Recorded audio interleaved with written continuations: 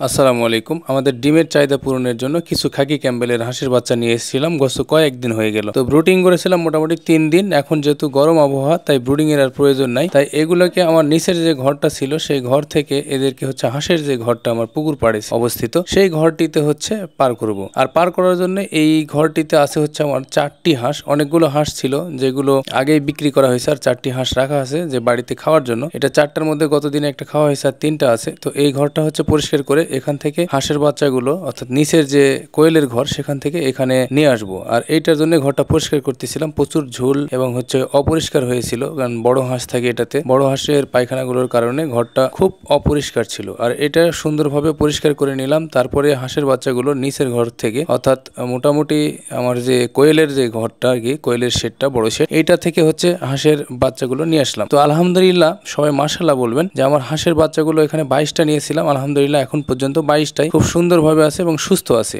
সকলে মাশাআল্লাহ বলবেন অবশ্যই, কারণ কারো যেন বদনজর না লাগে। তো এই অবস্থায় হাঁসের বাচ্চাগুলো ক্যারেটে করে নিয়ে আসলাম উপরের ঘরে, অর্থাৎ নিজের ঘর বলছি এই কারণেই যে আমার এই হাঁসের ঘরের জায়গা থেকে কোয়েলের যে ঘরের জায়গাটি, সেটি একটু নিচু জায়গা। তো এই কারণে এটি আমি নিচের ঘর বলি, আর এটি উপরের ঘর। আর এইটার পরে আমাদের পুকুর পাড়ে হাঁসের ঘরটা অবস্থিত। এরপরে পুকুর। এখান থেকে হাঁসগুলো সারাদিন পানিতে থাকে, পুকুরে থাকে। তারপরে সন্ধ্যার সময় এই ঘরটাতে উঠে। তো এইভাবে প্রতিদিনের হাঁসের রুটিন চলতে থাকে। তো আগের যে হাঁসগুলো ছিল সেগুলো বয়স হওয়ার কারণেই চেঞ্জ করছে, যেহেতু আমাদের পারিবারিক চাহিদা পূরণ করতে হয় হাঁসের ডিমে, তাই এই হাঁসগুলো পালন করা। আর এই জায়গাটিতে ছিদ্র ছিল, এই দিক দিয়ে চিকা নামক একটা প্রাণী ঢুকে, এই চিকাগুলো ঢুকে হাঁসের বাচ্চাগুলোকে মেরে ফেলে। আর এইটার কারণে চারপাশ সুন্দর করে সুরক্ষিত করছিলাম, যাতে চিকা বা ইঁদুর এগুলো না ঢুকতে পারে। এর ফাঁকে ফাঁকে ছাগলগুলো আমার খুব চেঁচামেচি করতেছিল। আর এই কারণে ছাগলকে আমাদের চরণভূমি থেকে কিছু ঘাস কেটে দিলাম, যে ছাগলকে যেন খাওয়ানো যায়। এই কারণে ছাগলকে ঘাস না দিলে, ওদের মুখের সামনে খাবার না থাকলে ওরা সবসময়